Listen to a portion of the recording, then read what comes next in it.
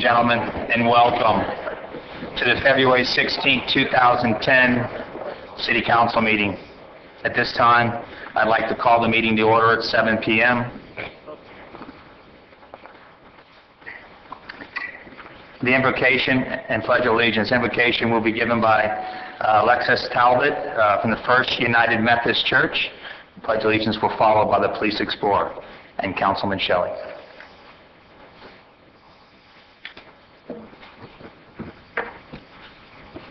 Good evening.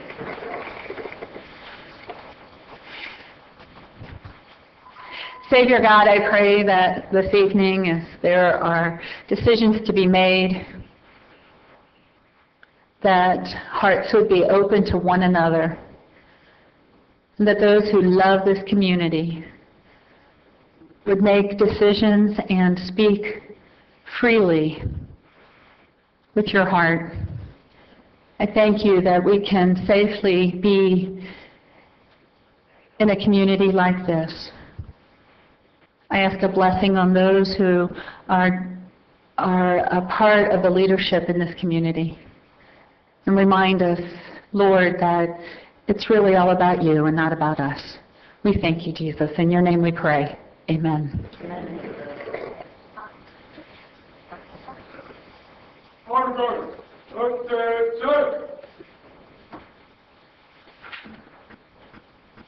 Carries God.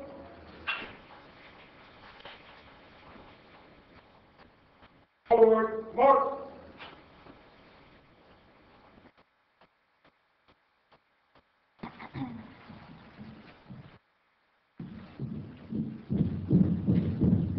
Left, left, march. Army march, off. Brigade, off. Please join me in the pledge. I pledge allegiance to the flag of the United States of America and to the republic for which it stands, one nation, under God, indivisible, with liberty and justice for all. Order, order. Right face, forward, march.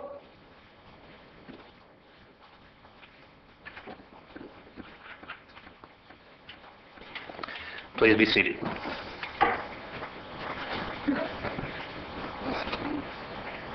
First.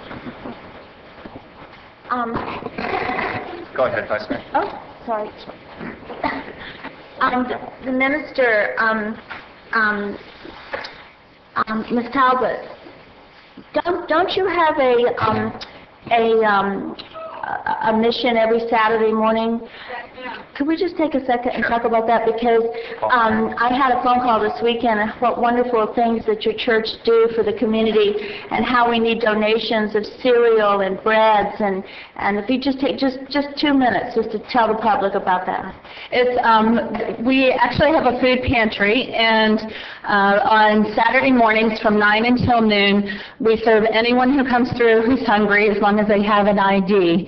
And what we do is we give them groceries. We'd love to give them groceries for 7 days, but typically we only have enough to give them for about 3 days. We do the best that we can with that. And we would love any donation to First United Methodist Church for that food pantry. We work in coordination with South Florida Urban Ministries, which is a part of the United Methodist Church, and also with Daily Bread. So, and also the farm share as well. So we have lots of resources, but there are weeks when we are very, very low on foodstuffs. So we would love to have you be a part of making a difference in people's lives in this way. And it's non-perishable, correct? It's just no, we actually have given out chicken. Well, and if you bring it, we will distribute it. Doesn't matter what it is. We have a couple of. We are actually looking for a walk-in freezer, or looking for a freezer that we can put in the food pantry. Right now, we use what's in the church kitchen, but we're always keeping an eye out for that. And so, if anyone anyone has one, we'll come get it. So for all those businesses out there that have day-old pastries or day-old bread or any kind of canned goods, rice, beans, anything like that, I didn't realize the people that you served until Bob and Mita told me about it over an email this weekend. So thank you, Mayor, for indulging. He didn't know. One other thing, just so that you know what the volume is, when I arrived here in Homestead, and I love this community, I want you all to know, I've had such a great experience here. We were feeding about 320 families a week. That's why they only get 3 days of food. We are well over 400 now on a pretty regular basis during the month. And so I just want to let you know that the economy is hitting so many. So watch, at the very least, watch your coupons for your 10 for 10 and your 20 for 10 groceries. That would be fabulous. But anything that you can do, Jesus was very clear in Matthew 25. I was hungry, I was thirsty, I was in prison. This is something we all can do. Thank you so much. All right, I'll stop preaching now. Thank you, Ms. Allen. Madam Clerk, please call the roll. Councilman Burgess? Here. Councilman Vogel? Here. Councilman Maldonado? Here. Councilman Shelley? Here. Councilman Williams? Here. Vice Mayor Wallman? Here. Mayor Bateman? Here. Okay, at this time we have public comment open. Anyone for public comment? Yes, Mr. Powell. Hi, Edward Powell, 2274 Southeast 27th Drive in Homestead. I placed on each one of your areas 3 flyers, 3 items I'd like to discuss. The first one is a project at Biscayne National Park. It's an ongoing endangered species project. There's postcards there. There were 360 endangered species that were adopted. And each one of us were given a flag of different colors, and we would put the particular species on the flag, and we would put its scientific and its common name, and it's being flown at Biscayne all week long. The entrance to the park will have 360 flags that will fly all month long. Tremendous project. There'll be a grand finale at the end of the month. The next item, casting for a cause. We are having a fishing tournament. It's our second tournament this year. It kicks off March 4th through 7th. It's held at the Capri, the kickoff, and the banquet. And the website is called castingforacause.com, castingforacause.com. And I'd like to mention that our Mayor Bateman, has signed up to fish that tournament. Correct. And not only has he done that, he has placed an ad in our brochure for his business that will run in our fishing information packet. And the fishermen here, Mr. Shelley, Councilman Shelley, Councilman Burgess, I invite you to challenge the mayor and join our tournament. And all you other fishermen out there, come try to beat the mayor. There you go. Challenge the mayor. Third item, I got a minute to go. A group of us went to Dade County Commission last week. There are 3 ordinances that have been looked at for the county, particularly Redlands. Snevely's Winery, as you know, has wine. They cannot serve food with their wine the way the ordinances are written. Therefore, we went down and spoke on their behalf 3 ordinances. The Redlands will be allowed to have bed and breakfast. That's the first. We have now got that in Homestead. Did you know that 40% of the fruit that's harvested out there goes into the ground? They can't sell it. One of the ordinances would allow them ancillary agriculture use of that fruit. They can make jams, jellies, fudge, ice cream. Big deal for the farmers. Whole other industry.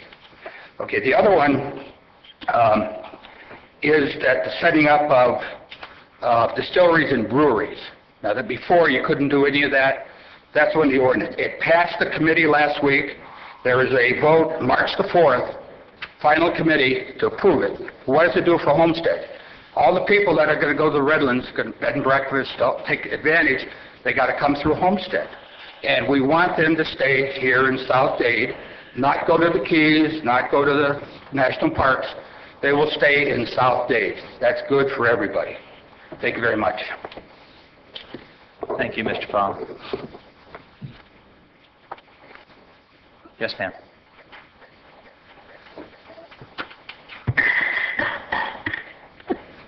I love that noise.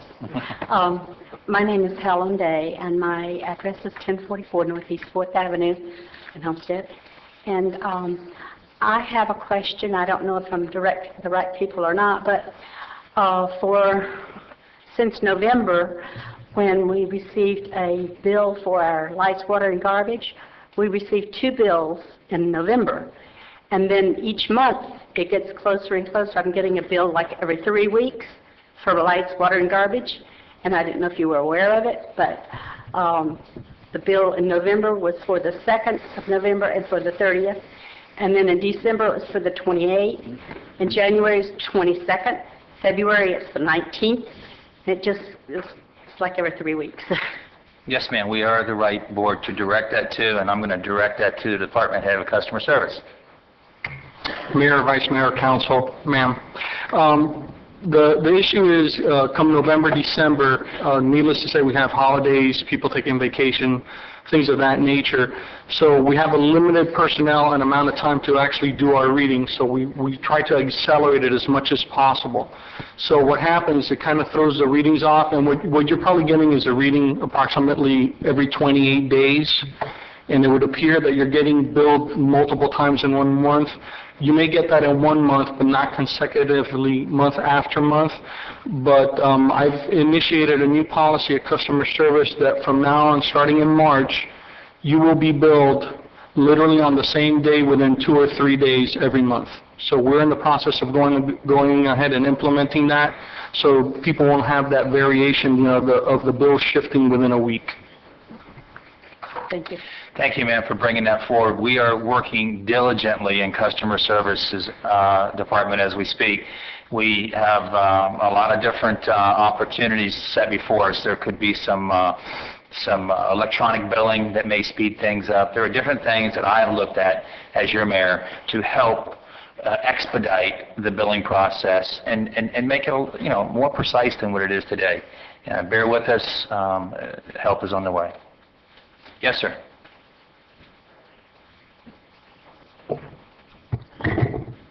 Kevin Sullivan, 1860 Southeast 6th Court, Homestead. I'm here tonight speaking simply as a homeowner, and I'd like to bring up the fact that back on February 6th, the police department held its 2nd annual 5K Heart and Soul Run Walk. I opted to walk. But I wish to thank Captain Bowe for his hard work and Police Chief Roll for supervising. And I especially like to thank all the police officers who gave up part of their Saturday off to volunteer to come in and help with the traffic flow.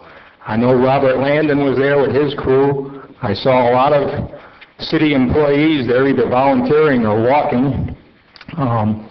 But one thing I didn't see is not one elected official. So, don't know what that means, but I'd just like to point that out. Gee, thank you. Another issue, conduct unbecoming. I've heard a lot about that. I'm not sure exactly what it means, but what it means to me, I guess, is something different. But what I would consider is something I found out online has to do with a recent bid for trees along Campbell Drive. Somehow the highest bidder, and I mean high, way above everybody else, got the bid. And when I tried to find out if he was even licensed, so far with my limited computer skills, I can't find that out. But I really think somebody should look into the fact that we paid $13,000 more to this bidder than all the other bidders that were there. Another issue, we've talked about the charter school. I haven't heard anybody that's against the charter school. Maybe there's people out there that are. I'm not. But I want it done the right way. They're saying they're going to take 10 acres of land, the building and everything else, and give us $1 a year. They have the potential, if they only have 1,000 students, to take in $7 million of our money from Dade County. $7 million. I've checked other charter schools that are renting land, elementary schools, a lot less student population than that, and they pay $200,000, $240,000. It's based on the amount of students in the building. It's $7,000 approximately per student that the charter school gets of our Dade County tax money. And we're going to let them take land, I forgot whether it's 30 or 40 years, for $1 a year. Thank you, Mr. Sullivan. Yes, next. Thank you. My name is Ed Rogers, 2515 Southeast 20th Place. Mr. Mayor, Madam Vice Mayor, and council members and staff, and everyone in attendance here. I have come here on behalf of Spitzer Auto World to enlist your help in the upcoming arbitration so we can get our franchise back. We've been here in Homestead for over 30 years, in Dade County for over 50 years, and we've provided a fairly sizable economic impact to the community and have served the Homestead area, the Keys, for many years. Congress has passed legislation forcing Chrysler and General Motors to go into binding arbitration with all of the dealers that they cut back in 2009.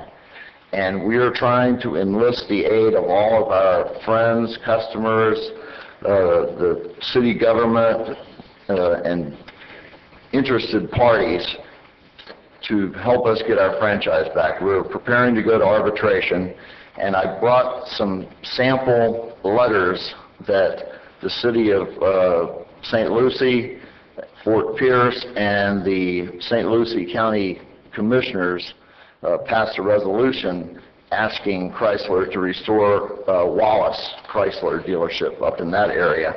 And I faxed some of these over to Vice Mayor Waldman yesterday, and she has them. And I also brought a package so that each of the council members could have one as well. And we would really appreciate it if the city would get behind us and show us support. We've been here in this community for a long time. This was the first year in many years that we weren't able to sponsor the rodeo because it's been a Dodge rodeo all these years, and we lost our franchise, so we couldn't be involved.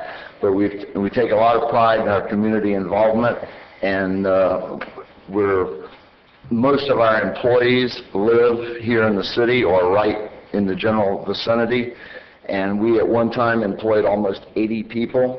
We're down to about 15 right now, and we hope to get our franchise back and continue serving this area as we have for many years. And I would thank all of you for your support, and anything you can do, write letters to Chrysler. We'd be happy to receive them at the dealership where we can forward them to the appropriate parties, and I thank you for the time. Thank you, sir. If you'll give that package to the city clerk, each one will get a copy of that. Thank you, sir. Yes, next. Hi, good evening, Mayor, members of the council. Jen Helms, Shelley, 166 Northwest 19th Street, Homestead, Florida. Just was here this evening to invite you all, the residents and the members of the audience this evening, to the 27th annual Homestead Rotary Club annual auction and dinner fundraiser. It's going to be this Friday night. We have a prime rib dinner. It's $25 per person. It's unbelievable prime rib. We are also going to have a live auction. We're raffling off this year a 7-day cruise on the Oasis of the Sea. It's gratuities included. Gratuities included. It's for 2 people, and it's for a balcony suite in the exterior. Great stuff we're going to have this year, so we invite you all to come out. It starts at 6:30 dinner, and 7:30 starts the live auction. So if you need tickets, you can call me on my cell, 305-218-1643, or both tickets for the raffle and the dinner. So we hope to see you all out Friday night. And just an FYI, all the money that we raise during our auction, which is our annual fundraiser, the biggest one that we do each year, go to scholarships for students that are graduating from high school or currently in college. Last year, we raised and disseminated about $25,000 to the students of South Dade area. So, Thank you very much. Thank you. I've got my tickets, and I hope the other council members do. Yes, sir. Good evening, Rodney Irwin, 19540 Southwest 320th Street, Homestead.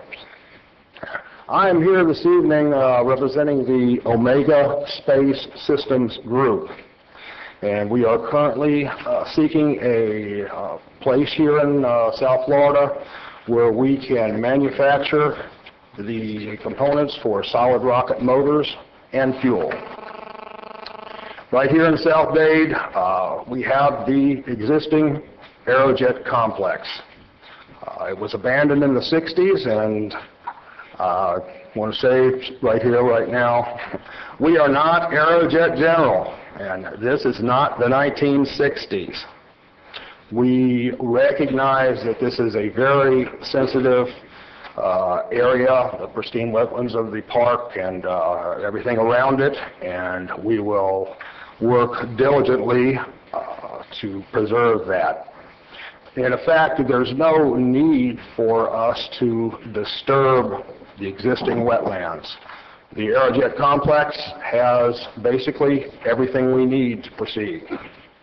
If the owner, that is South Florida Water Management District, agrees, then we are ready to start right away. This is a project that we would like to have in motion sooner as opposed to later. Needless to say, this will create jobs, hundreds of jobs, and it covers a broad spectrum from basic manufacturing jobs to high-paying technical aerospace jobs. This will be the most advanced solid rocket motor production facility in the world. Currently, the U.S. owns about less than 5% of the overall global satellite launch market. The other players are France at about 70%, China, and Russia. If anything were to happen to our critical satellites that we use every day in transportation, farming, surveying, it just goes on and on, then we would have to rely on the French, the Chinese, and the Russians to bring this critical part of our technology back online. You'll see more of this project in the near future, and we appreciate your input and ask for your support. My contact information will be on the City of Homestead site following this meeting as it goes online. Thank you very much. A question, sir. Couple things in your brochure here. It talks about that you'll be a good neighbor. That's one. I like that. And two, it says time is of the essence. What are we talking about? You know, what when you say time is of the essence, are we talking a month, 6 months? Well, as fast as we can make this happen. There is currently a global backlog of satellites sitting on the ground right now waiting to go up. So the faster we can make this happen, the better it'll be for the community. There'll be a lot of construction work. I don't know if you know the Aerojet site. Quick history, it was built for this purpose. It was abandoned in the 1960s when Aerojet General Corporation lost the contract that they were going for to manufacture solid rocket fuel. At that time, they pretty much left, and the facility has been kind of going downhill ever since. But these people were rocket scientists, and when they build a facility, they build it well. Anything else? Thank you. No, I think that I'll take the rest of the information. You got my support, and we'll look into it and see what we can do to help you, all right? Glad to hear it. Thank you. Sir. Jobs, jobs, jobs. Yes, Mary Finley. Hi. Welcome. I'm height impaired. I'm sorry. I'm Mary Finland. I'm at 35 Northwest 19th Street in Homestead, and I really want to bring to your attention our 16th annual Chili Cook-Off and Outhouse Race, February 27th. Go to the Rotary event this coming weekend, but February 27th, y'all should come out to Prime Outlets and watch the fun. We have the Grand Am people coming out with their simulator and their big muscle cars, and we're just going to have a lot of fun. Bounce house for the kids and everything. And it's been a long time since we've had a city outhouse win that race. And I remember Councilwoman Waldman in her pink bathrobe and her marabou feathers riding the outhouse down the finish line. So y'all need to come and see. We're going to have a good time. February 27th. Thank you. Thank you, Mary. Any other public comment? Now's the time. We do it at the beginning of the meeting instead of the end of the meeting. Any other public comment? Okay, moving on with the agenda. Next item, item 4 on the agenda, additions, deletions, deferrals. Yes. If I may, Mr. Mayor, Vice Mayor, members of the City Council, only the two last items on the presentations, items 5L and M, have been removed. Everything else stays as is. Okay. Hearing no further additions, deletions, or deferrals, motion to approve those two we took off? Okay, motion by Mr. Burgess, second? Second. Second by Mr. Shelley. All in favor? Aye. Aye. Okay, next item on the agenda is we've got a big evening here of special presentations. A, Mr. Williams, Mr. Maldonado, I'm sorry, Black History Month presentation.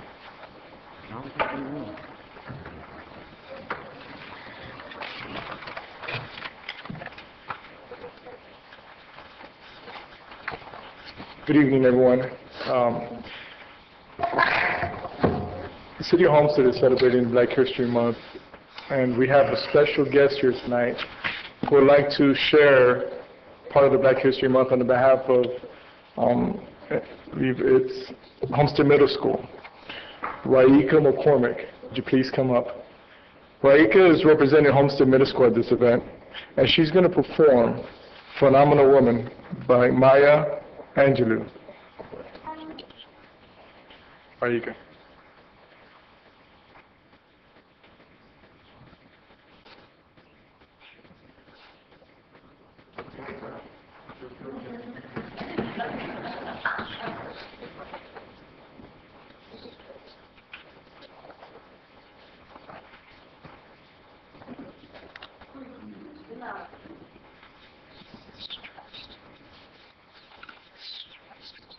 You really wonder where my people are. I'm not cute, I do the basketball side. When I start to tell you anything a lot, I say it's to reach my arm, bend my neck, straighten my stuff, and curve my lips. I'm a woman, phenomenal woman, that's the key. I walk into a room, that's who let you see. Into a man, a little thing, fall down, I believe. When they come around me, I have a change to be. I say, it's a fire in my eyes, that's my feet, between my legs, between my feet. I'm a woman, phenomenal. Phenomenal woman, that's me. Men themselves trying to say even me. They try to want to say can't touch my hands. Not so much they can't do. I say it's the arch of my back, it's in my mouth, right in my butt, it's in my side. I'm a woman, phenomenal. Phenomenal woman, that's me. Now you better think about my head not bad. I have to talk real loud and shout. When you do that, you are proud. I say it's the tip of my heels, the bit of my hair, palm of my hand, and leave my hair. Because I'm a woman, phenomenal. Phenomenal woman, that's me.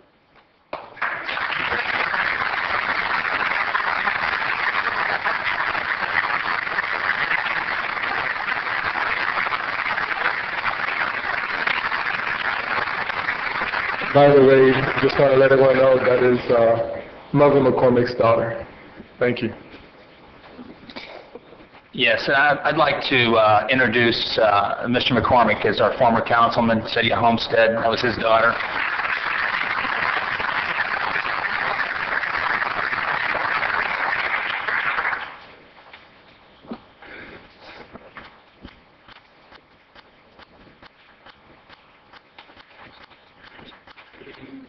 Good evening again, and gives me great pleasure to introduce this next group. This is a Homestead Young Professionals, known as HYPE. Homestead is it's a new dynamic group of energetic and motivated young adults committed to promoting the community of Homestead through philanthropy, community service and involvement, social and business networking, educational and professional development. This group was founded and co-founded by Dr. Dimitri Sandler and Elaine Sandler. And at this time, I'd like to call them up and have them tell you a little bit about HYPE, Homestead Young Professionals.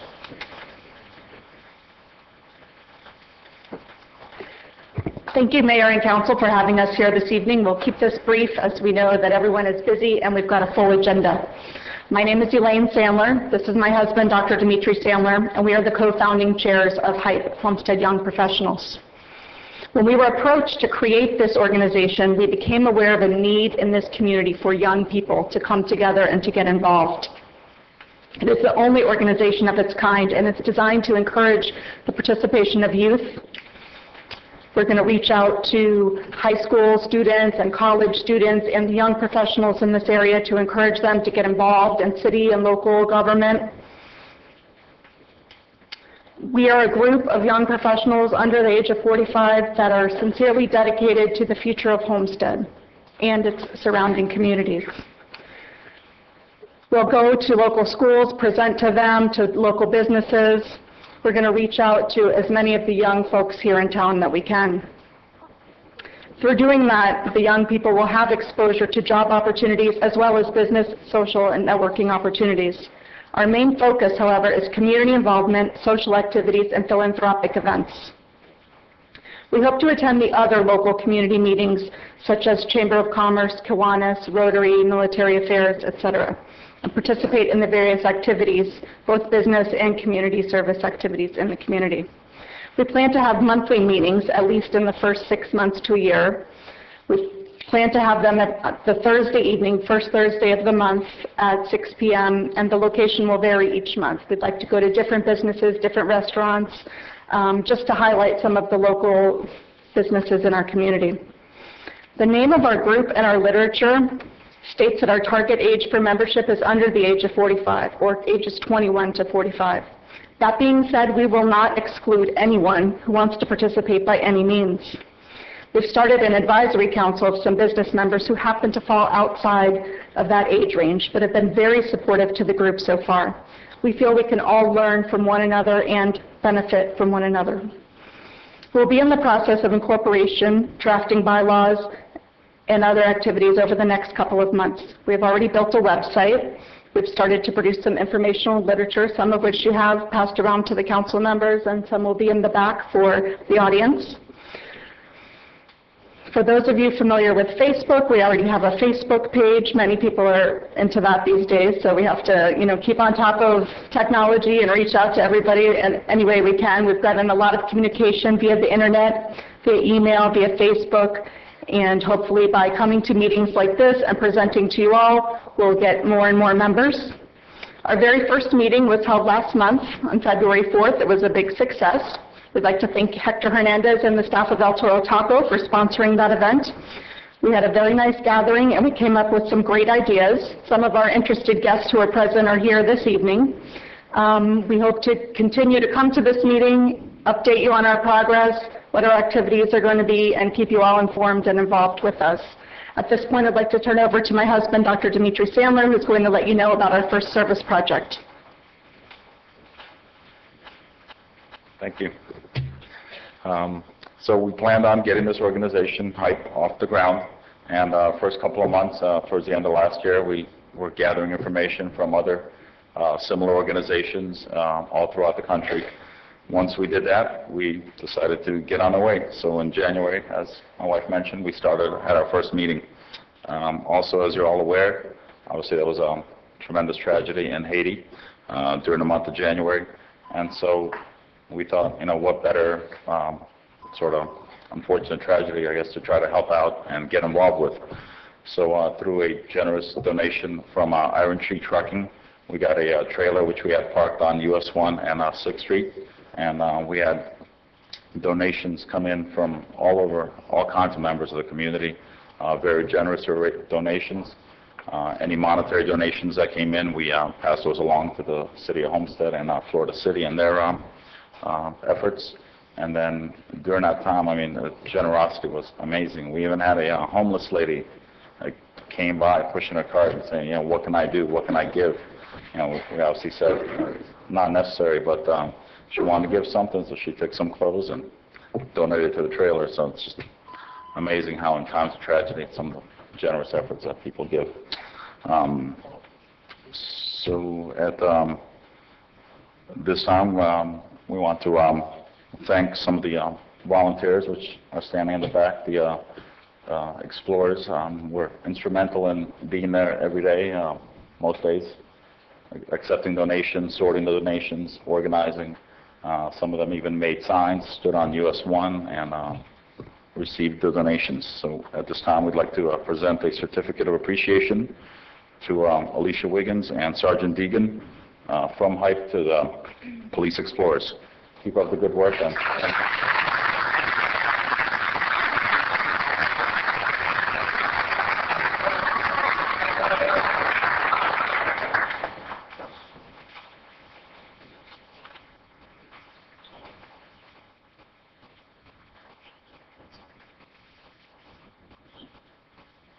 you. So thank you again. We hope to come back to future meetings, let you know of our new endeavors, and keep a look and check the website. It is HYPE, hype.com. Our next meeting tentatively set for March 11th, and place to be determined. And check out the website, and we hope to get more members. Thank you. These two are being very, very shy and very generous. Trust me, they hit the ground running, and I mean running fast. That trailer sat out there for 3 weeks to a month. They tapped into 4. They tapped into the Police Explorers. They tapped into South Dade High seniors. They had seniors out there working from 4 to 8 o'clock, 5-6 days a week. I went by several nights to see how things were going. That gigantic semi, 60 feet long, went from 0 to 3/4 full very quickly. Very generous people.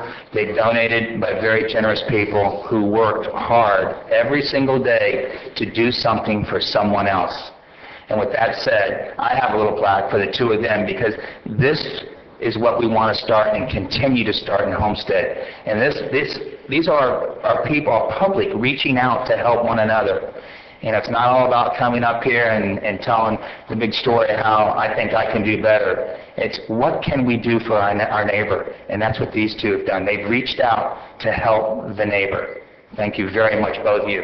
On behalf of the City of Homestead, put my glasses on here, certificate of appreciation, this certificate of award to Dr. Dimitri Sandler and Elaine Sandler, in appreciation for your dedication and contribution to the Homestead community through the creation of the Homestead Young Professionals, HYPE, the next generation of leaders.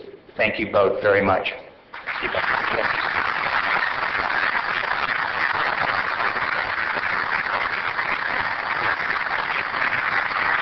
I have 2 little additional comments regarding our service project. Number 1 is that trailer was full at the end of last week. So we took all the donations that we could fit no more. So as people contact us, we'll send them on to other community efforts. And the other thing is our website is www.joinhype.com.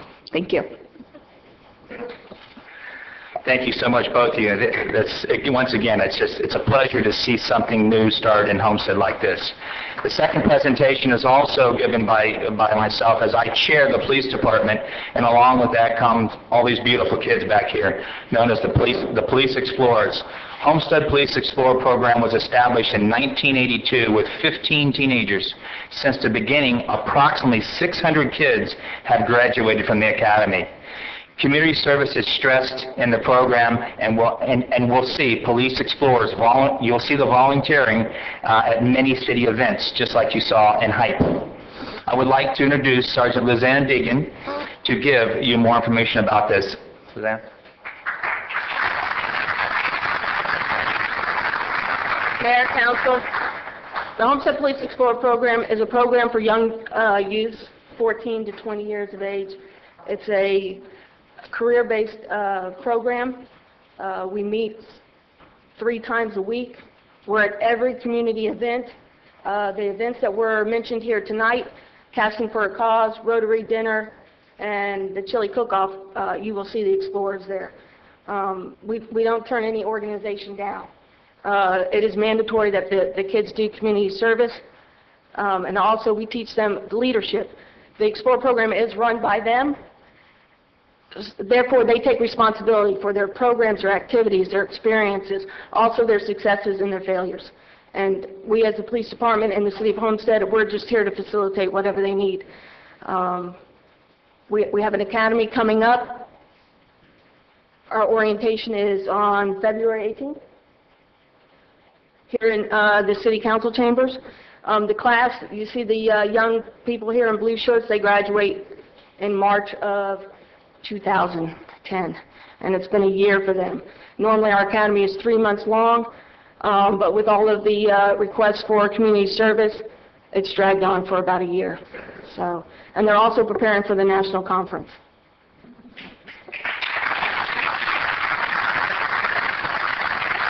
Thank you very much. And this is one of the individuals that I met one afternoon when I went by to help to lift up the ladder in the back of that semi-trailer. Herself and 3 or 4 other high school students were out there doing a yeoman's job. And I thank you, and I thank all of you very much. Keep up the good work.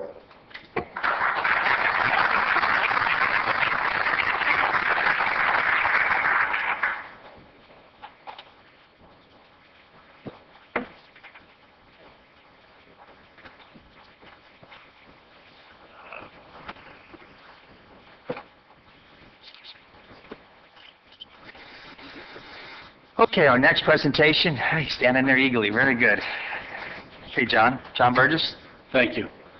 Last fall, many of you may have gone and witnessed our great air show that the Colonel helped plan out there at our air base. And I attended many of the planning meetings, and one day the Colonel looked at me, after he'd looked at the state police, and he'd looked at the Miami-Dade County Police and asked them for help, and they both looked at him and said no. So the Colonel looked at me and said, please. So I did. I went back to our leadership, Chief Roll, then retired Major Kennedy, retired Major Chong, Captain Chong, and asked them if they could help. What they were looking for was police escorts to help the Thunderbirds get down through the traffic so that they could get to the show on time. And through that, we had 18 officers that signed up to give 2 days of their own time to go up and help the city of Homestead and put our image out there to show that we were behind this in more ways than one. And I thought that it would be proper, and the Colonel did also, that they get a token of appreciation from the Air Force and from the air show. So he's brought a couple of tokens of appreciation tonight for the officers that gave Saturdays and Sundays. And if I could at this time, I'd like to call them up and tell them thank you, and let the Colonel tell them thank you also. The ones that are here are Motor Officer Hernandez, Motor Officer Robinson, Detective Diener, Reserve Sergeant Sean Fletcher, Reserve Officer Benair. Let me go ahead and tell them a little bit about what Okay. we're going to present. Well, I'll bring them all up. And Yeah, then bring them we'll all up. Come on. Reserve Officer Green and Reserve Officer Pepper. And if Chief Roll would come up and also accept one on behalf of the police force, because without him signing the dotted line, none of this would have been possible. So if the Chief would also come over to accept one, I'd appreciate it. Well, good evening, everyone. Mayor Bateman and City Council, it's great to be here again in front of the microphone.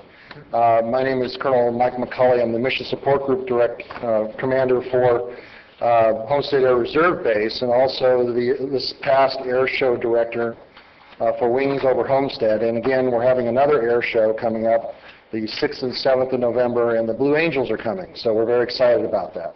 But get to what happened during the air show. Just some quick statistics so you know what happened. This was the first show in 17 years here at the Homestead Air Reserve Base. Many folks have come as kids to the base and seen the shows in the past. We had a great show. We had over 200,000 folks show up over the 2-day event, and the folks behind me were critical in making that happen in more ways than one. The traffic, the issues that happen outside our fence are the long pole in the tent to make this air show happen. and without them, we wouldn't have the success that we did. We had a very safe air show. No one was hurt, 6 hours of flying, and again, 200,000 folks came to see the event. So we're very excited about that. Now, what we did for each show, we have a theme. The theme for this past year was 100 years of military flight. So we light fire to the present, and we wanted to have that kind of thing. We created a patch for the air show, and it was worn by our pilots and other dignitaries that attended the event. But also we created a coin, a challenge coin. In the military, this is a big deal. And challenge coins are something that we carry in our pocket, and we have a very much of a pride issue with coins. On the front is the wing symbol, and then on the back is the Thunderbirds flying over Florida with a little star that represents Homestead, and then also it shows 1909 to 2009, which was the air show 100 years of military flight. So what I'm going to do tonight is I'm going to present a patch and a coin to each individual who helped us out with that. So first up, I'd like to shake your hand and say thank you very much. Thank you. Okay.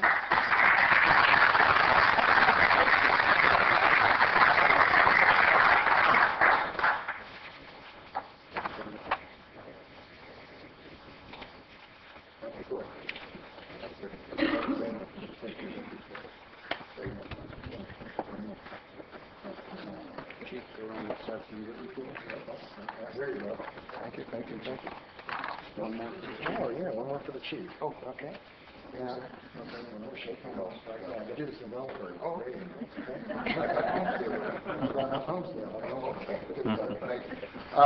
just so that I have the rest of, we had 18, 20 individuals, and I have a nice little pile for them, and I asked the chief to go ahead and present them, or we can come down and present them individually down at the police station if you'd like to. Okay, we can come down, or like I said, you can pass them out at the roll call, I guess. We'll do it that way. Okay. But again, we want to say thank you to the city. What a great event. And again, we're excited about what's coming on. We expect a larger event this year. We invite the public out and expect a great showing this year. And again, with the city's help, we'll do it all over again and make us proud. So thank you very much.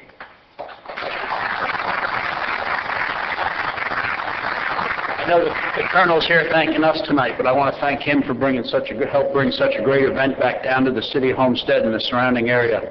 And it was his vision and his leadership and General Binger that brought such a great show. So I also want to say thank you to the Colonel, and if you would tell the General thank you very much also for all that you guys have done. And I see we've got a meeting coming up next week, so I will be there or I had one that showed up on my BlackBerry, so I'll be there to listen and start the process all over again with you. Thank you. Well, thank you very much. Absolutely. Thank you. Thank you. Thank you. And thank you, John, for stepping up to the plate last year. I appreciate that. Thank you. The next item on the agenda is the Antique Auto Show, the National Winter Meet, Antique Auto Club of America. Can we get a photo? Hold on one second. Where's our photo person? Uh-huh. Yeah? There she is.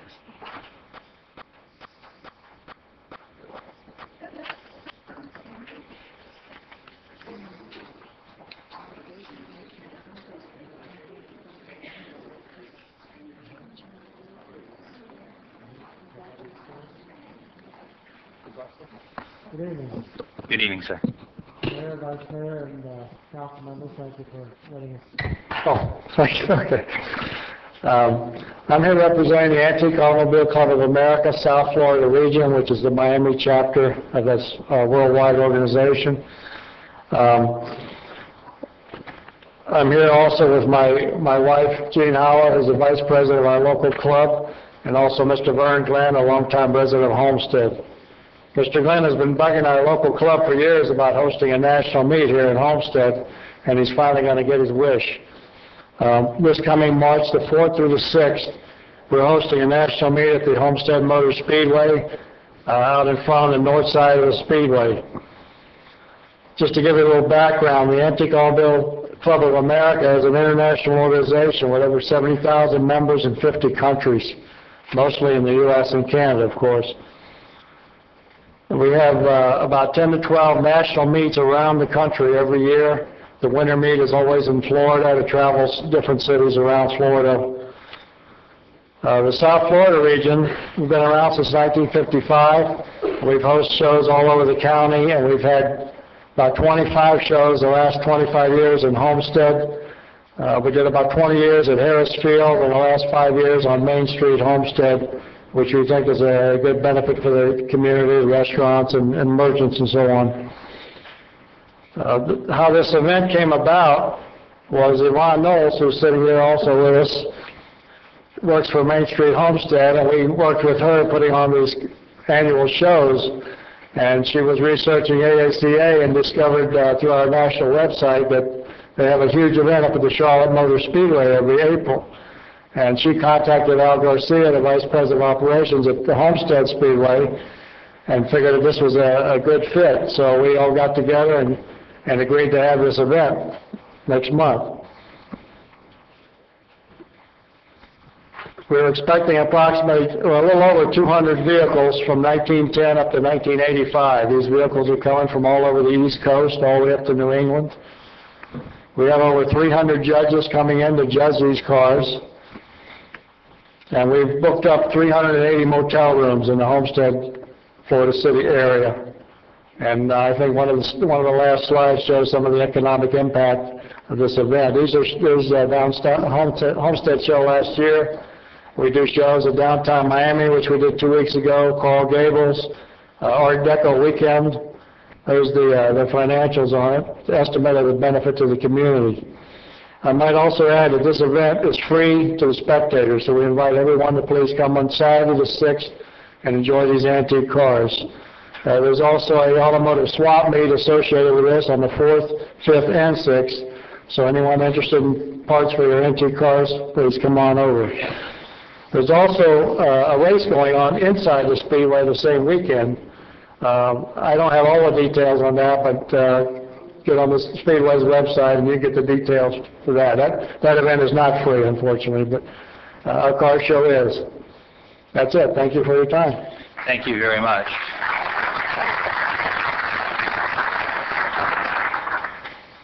That's quite a large economic impact. I appreciate you bringing that slideshow forward. Next item on the agenda, holiday food drive. Councilman Burgess. Thank you, Mayor, Yes, for allowing me to recognize people that have done good things in our community. The Mayor's Youth Council did their second annual food drive this year to benefit the Homestead Soup Kitchen. I just wanted to recognize the merchants who allowed us to drop food off and tell them thank you again. Most of them were second-year pickup sites, so I just wanted to say thank you. And if they would come up as I call them, I would appreciate it. Judy Waldman is representing Anne Marie's. John from Broadway Subs, please. Mayor, if you want to come up and get recognition for the city and City Hall being a pickup site. The Homestead Police Department, Chief Roll, if you'd come back up. Ruth Campbell from the museum, the Historic Town Hall Museum downtown. Mary Finland, if she's still here, for the Chamber of Commerce. Renee Dunn from Curves. Michelle from ER Techs, if she's here. Denise from Spellbound Books and Gifts. Abigail from the YMCA, I see her sitting over there. Kevin Sullivan for Northgate and his community clubhouse. And if there's anybody from the Senior Center at Harris Field, I'd like to say thank you to all of them, all of those people for helping us. And I've got a plaque to give to each one of them.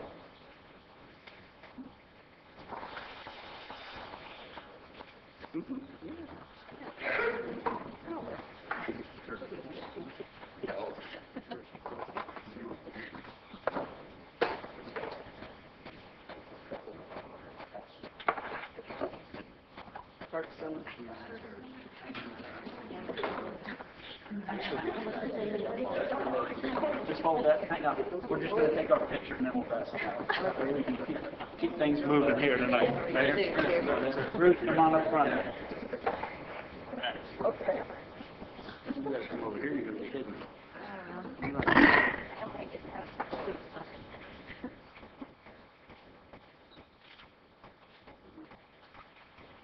Okay.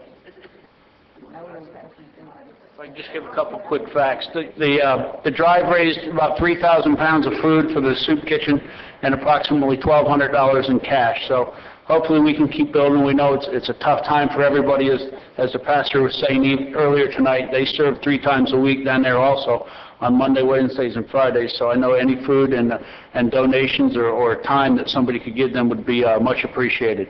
So thank you to everybody that gave, and thank you especially to everybody that helped and allowed us to collect food at their site. Thank you.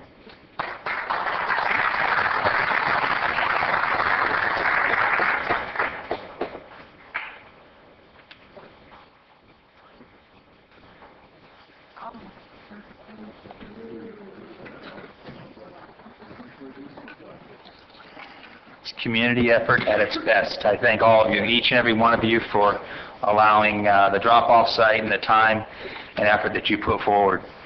Next item on the agenda, is Ms. Wallman, Portofino's.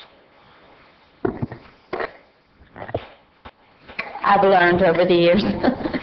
Mr. Click. There he is. Hi. Mr. Robert Click, he's going to tell us about his new restaurant. Thank you. How are you?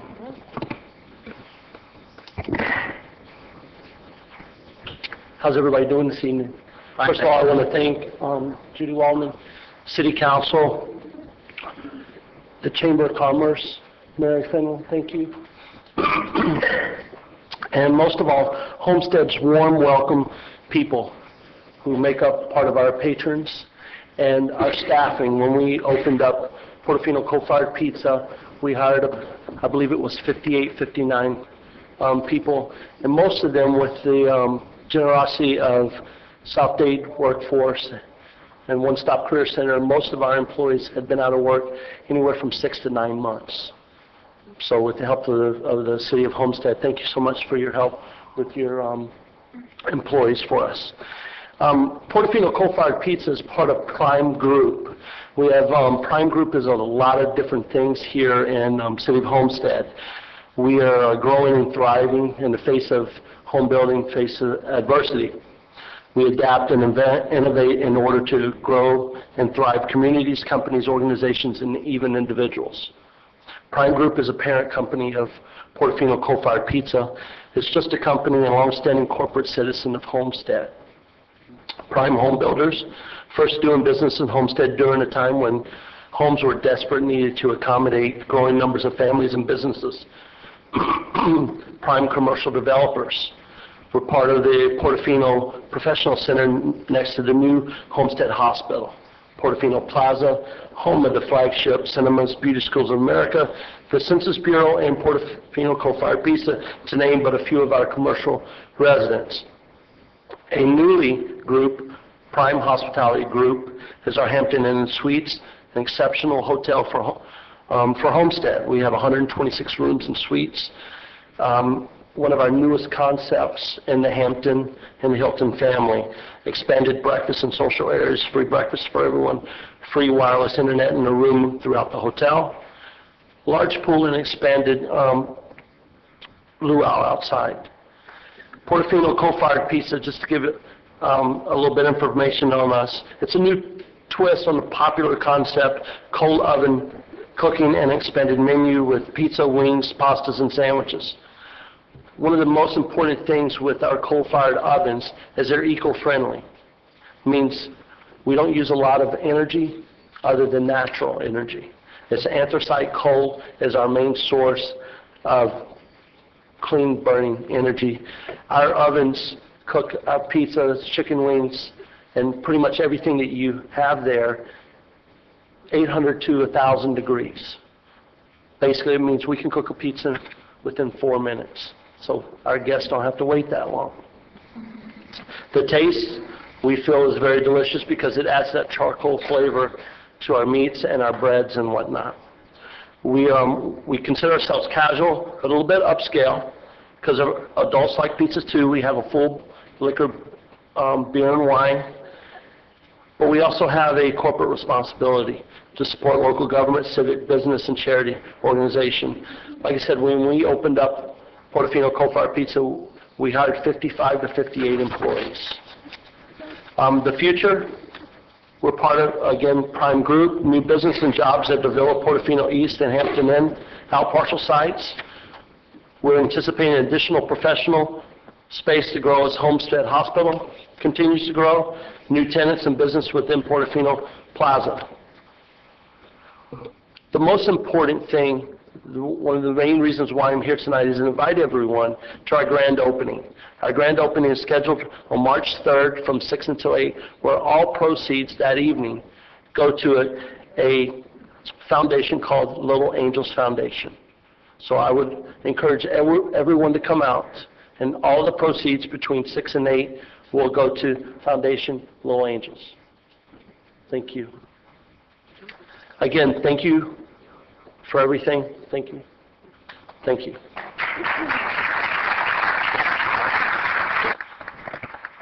I just wanted to say before Mr. Clerk sits down, a group of us went there for lunch after the rodeo parade, and I think we ordered everything on your menu. And I'm telling you, it is delicious. If you haven't eaten there, you must go. It's a different taste. It's just different. It's a different taste. And the service was great, everything impeccable. So thank you so much. Touched my heart when they called and said they wanted to do this for the Little Angels, because as you all know, fundraising is tough this the last few years. So I beg you all to come out, enjoy the evening, put it on your calendar. Mary Jane, help me remember to put that email out. And I also want to say that they're being so modest as well, as Dr. And Mrs. Sandler were, but they also hosted our AYSO VIP children, our very important children in the AYSO League for their Christmas holiday party. The Hampton Inn did, and I thank you all so very much. Thank you so much. It's what you give back to the community at the end of the day. Absolutely. That's what matters. We do the best we can. Sometimes we fall down, but it's... Now we pick you right back up. That's right. Thank you. So much. Thank you. Well, and we will see him on the 3rd of March, right, between 6 and 8 p.m. and go there and have dinner, lunch. They do takeouts. They do everything. Thank you so much. Thank you. Thank you.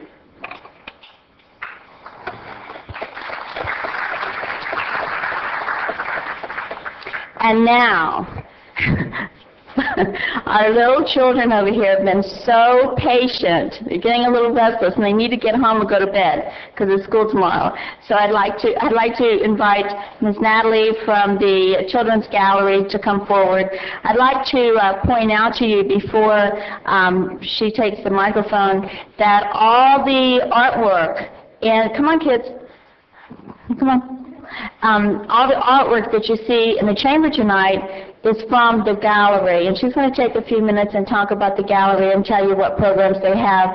But every month we're going to change the artwork out, and I encourage schools, I encourage just organizations, any art-driven organization to please come forward and call us, and we'll put you on the schedule, because we want to show, we want and showcase what talent we have here in the city of Homestead. So, Ms. Natalie.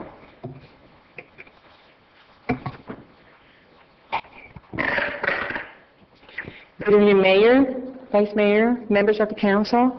Good evening, ladies and gentlemen. My name is Natalie Prieto. I am the Executive Director of the Children's Gallery and Art Center, a new nonprofit organization for the visual and performing arts. It is my pleasure tonight to be here, first of all, to publicly recognize a tremendous and generous offer that donation Ms. Wallman gave to our nonprofit organization that came just at the right time. Because right now we are trying to do everything we can to stay afloat for the first year, since corporations and other philanthropic associations don't consider us to be receiving grants, since we haven't been operating for a year yet. However, we are putting all of our efforts and other volunteers as well that come to our organization, artists from Miami-Dade County, to work with these little artists that are amazing. We consider arts one of the most important parts of our life, because when we have nothing else but faith, there comes art. Art is spiritual, and it is an educational activity. You can do it at any age. You don't need anything to do it. Just use your brains and whatever part of your body is available. We have seen tremendous innovations made by children, and some of the children are deprived children, so the parents may not be able to pay a regular art school. So there we come, and we offer the best we can. That is a big heart, and we welcome everybody to come and have a great time with us. Now I would like to remind all of you that you're invited this Saturday, February 20th, the cocktail reception for Rosario de Rivera. Is a tremendous artist that is coming from New Jersey. And after the cocktail reception around 9:30, we are going to have a fantastic jazz jam. This is Paquito de Rivera, a 9-time Grammy Award winner, that is coming to our place. And he's bringing a kid that is 15 years of age, a Cuban prodigy in the piano, that is going to delight us with a lot of interpretation. So this is old school, new school, Homestead school. You're welcome to come to our jam. I hope you can make it. It's going to be a fantastic place. And maybe after this event on Saturday, we can create our own mini jazz festival in Homestead. We have great talent here, especially young people that are avid to go out there and show everybody what they got. Now my kids, because all of them, they're mine. I don't have to give you details. Okay, they're going to do a little presentation because they wanted to tell you why art is important for you. Thank you.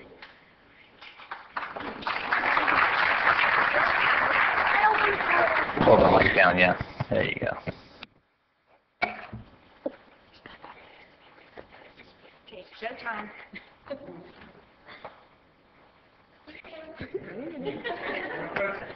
Say hello. Good evening. My name is...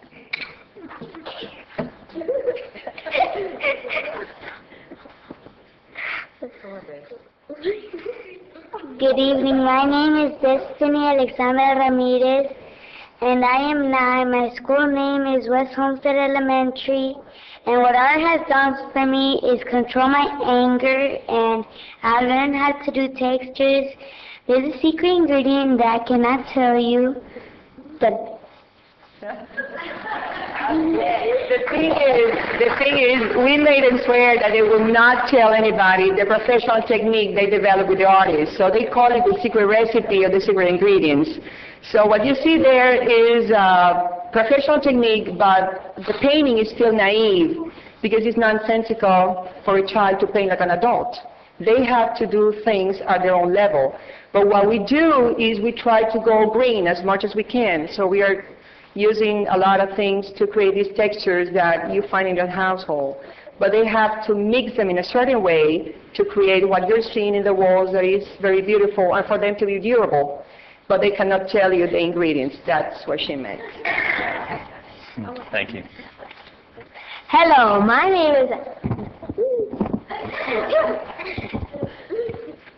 Hello, my name is Antonio Franco, and my school, I'm 9 years old, and my school is Airbase Elementary School.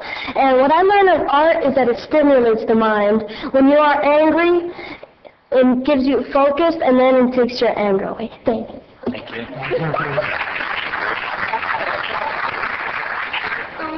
Come on, next. Hi. Hello, my name is Rafael Zoala, and I will use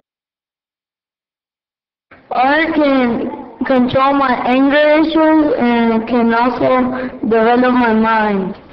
And I once had a problem in school, but Miss Natalie and Carlos, they accepted me anywhere I was, how I was. Okay. Thank you.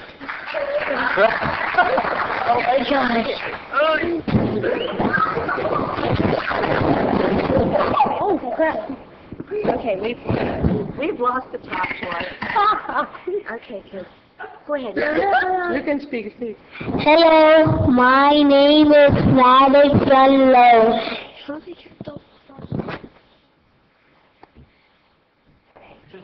My name is, my age is 6 years old.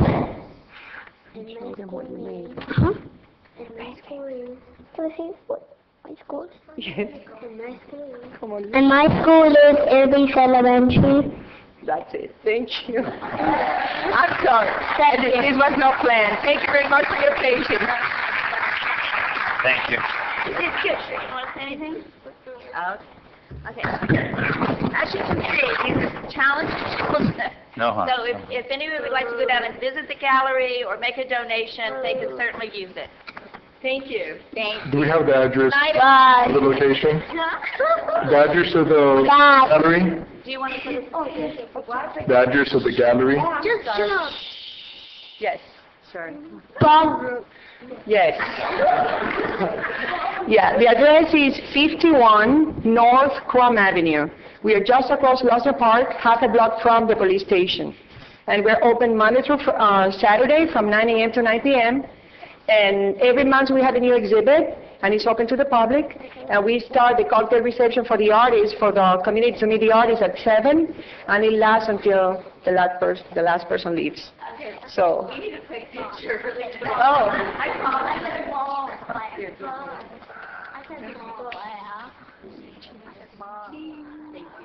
One more. You do the little. Cheese. Cheese. Thank you. Good night.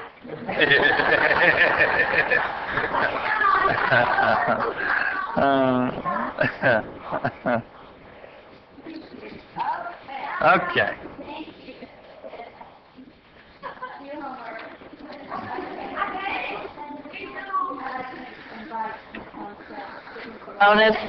Ms. Homestead, Ms. Brittany Baronis to come forward. You had limited time here. Good evening. Good evening, Mayor, Council. Welcome. I would like to give thanks to the City of Homestead for allowing me to speak to you today about the Miss Homestead Pageant Foundation and the wonderful time that I've had working with the community as their ambassador. I would like to thank the City Council for always being very supportive of the Miss Homestead Scholarship Foundation. Some of you have been kind enough to support our scholarship fund with personal donations and volunteer time. For that, the young women of Homestead thank you. For those of you who are not familiar with the Miss Homestead pageant, it has been a part of our community since 1987. Oh, that's older than me. I had to put that in there, you know. Anyways, the Miss Homestead pageant is not just any pageant. It represents an opportunity of a lifetime for many young women. It rewards us with the opportunity to continue our education through scholarships. It teaches us the value of persistence and hard work. Personally, it has allowed me to use my platform as Ms. Homestead to reach out to young girls in our community and educate them about the importance of higher education and goal setting. You'll be very surprised how many young women are reached through the pageant. Being Miss Homestead has been such a wonderful experience for me. I not only had the privilege to meet so many wonderful people, but it also gave me the opportunity to get involved in my community. The experience has allowed me to really reach out to help and inspire others. As Ms. Homestead, I had the opportunity to raise money and awareness for autism research, something very close to my heart and a struggle that still continues today. Over the years, the Miss Homestead pageant has encouraged young women to believe in yourself, to never back down from the obstacles that are in your way and to pursue your dreams. It has also built my self-confidence and gave me preparation to take on any challenge. You see, this pageant is not only about beauty, but it is also about encouraging girls to strive for excellence. It has been such an honor to represent my community as Ms. Homestead. I know that I would have not been able to do it without the support of my community and the support of so many of you. Thank you once again, and I greatly appreciate it. Thank you.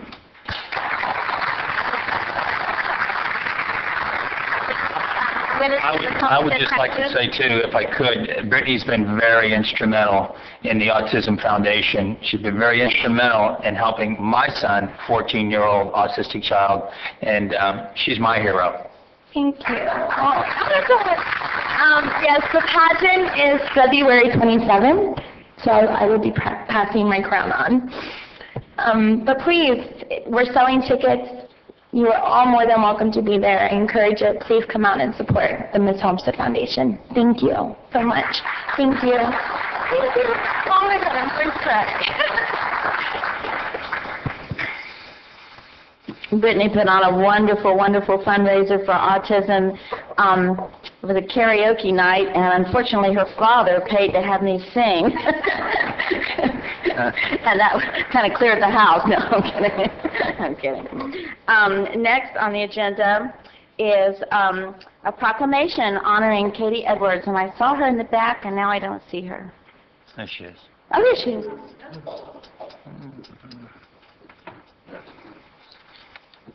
Katie has been a mover and a shaker in our community for several years.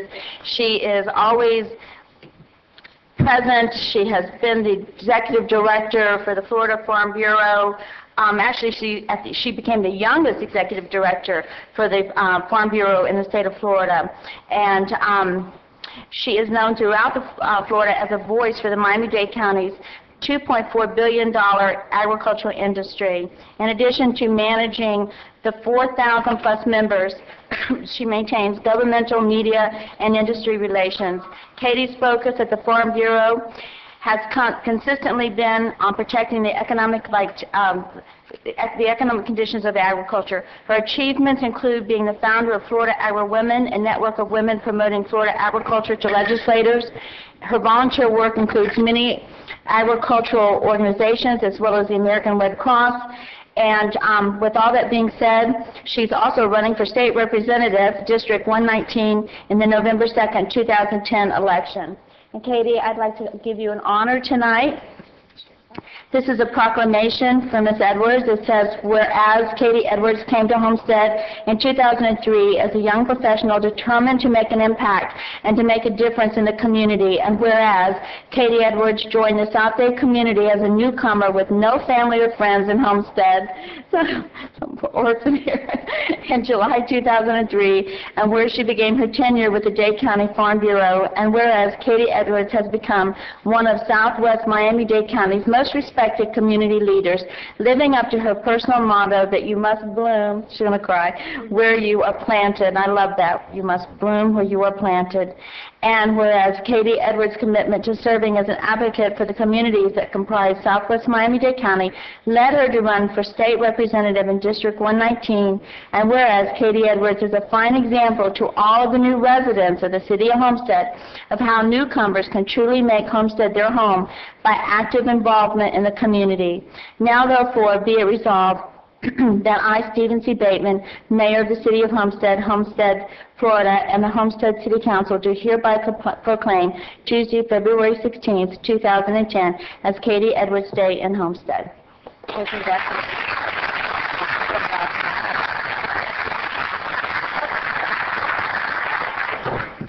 Thank you so much. I really appreciate that, Mayor and Council members. And I don't know who wrote this, but it's very nice. And I did come here in 2003 with no family and friends. I came here to take a job with Dade County Farm Bureau. But tonight, I have my family here, my adopted family. Larry and Gloria Dunnigan, they're here tonight, and lots of family and friends. And I just want to thank everyone for embracing me and making me feel like a true part of this community.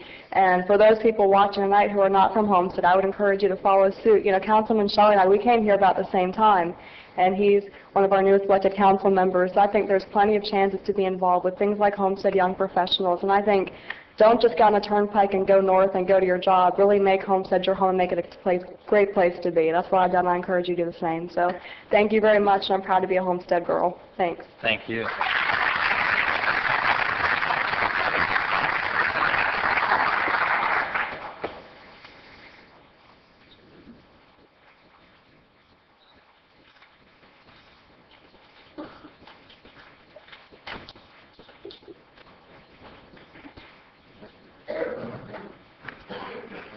Okay, last one tonight, but very special one to me. I'd like to ask Pauline Abshire and the member of the ABWA Homestead Charter Chapter to come forward, please. All members of the ABWA Homestead Charter Chapter.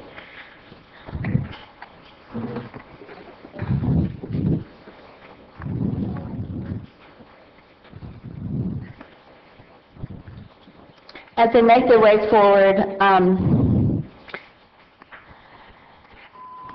on, girls. Come on, ladies. Diana, she's not coming. Lena, okay.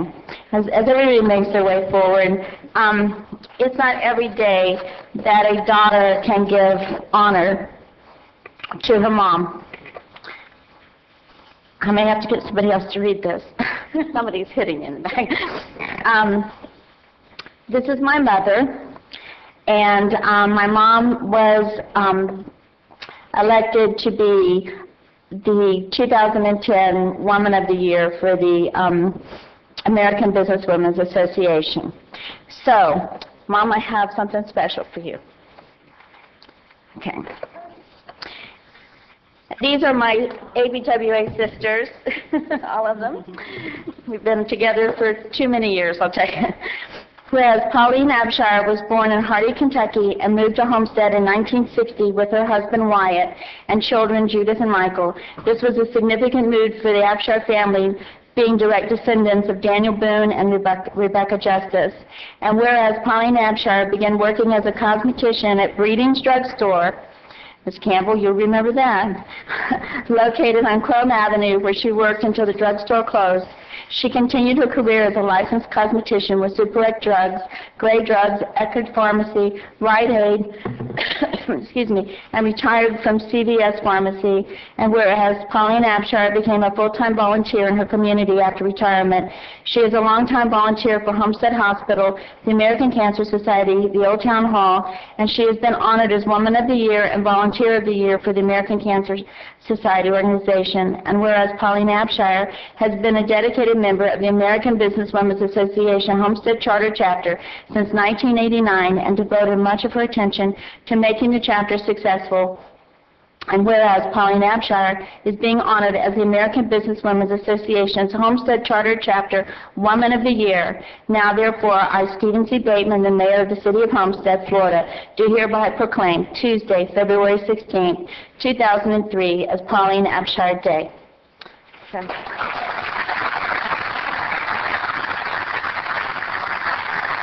Thank you so much to everyone, and I hope I deserve this. Thank you. I have one more thing to say, and I'd like for maybe Luana to come up and tell about our bunco. Oh. We got a project going on now. Let's hear about it. I mean, you'd love that. On the 26th of this month, ABWA is having a bunco night over at the Villages of Homestead. Tickets are available. I think you can get, Judy can tell you how to get tickets. Yes. And it starts at 6:30 and the tickets are $25. Thank you. And all the money goes to scholarships. Yeah, scholarships for for the young people. Thank you. Thank you. Want to take this with you? And Mayor, I know we're running late, but my mother is such a big fan and worked so hard on the last campaign. So can I ask Mayor and Council to please come down here so we can take a picture, please? Hey, girls. You gotta come step out. Yes, but aren't they going to take a picture of all of us?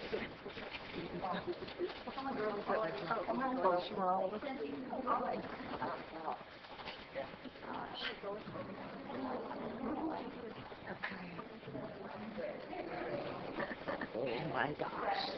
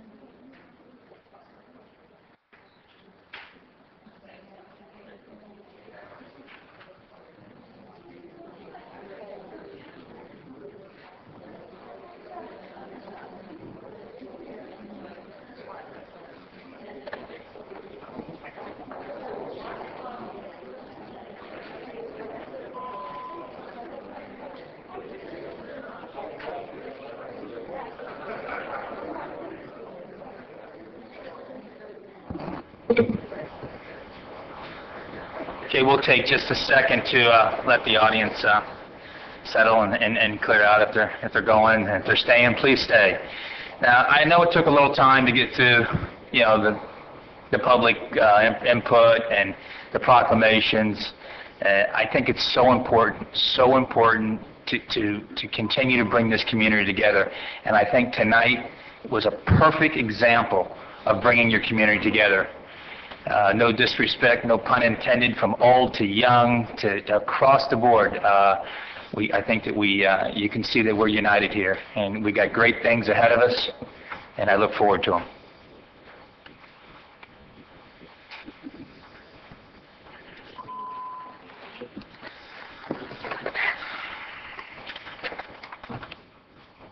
The next thing on the agenda is item 6, is the consent agenda. I will entertain a motion for approval. I'll move the consent agenda.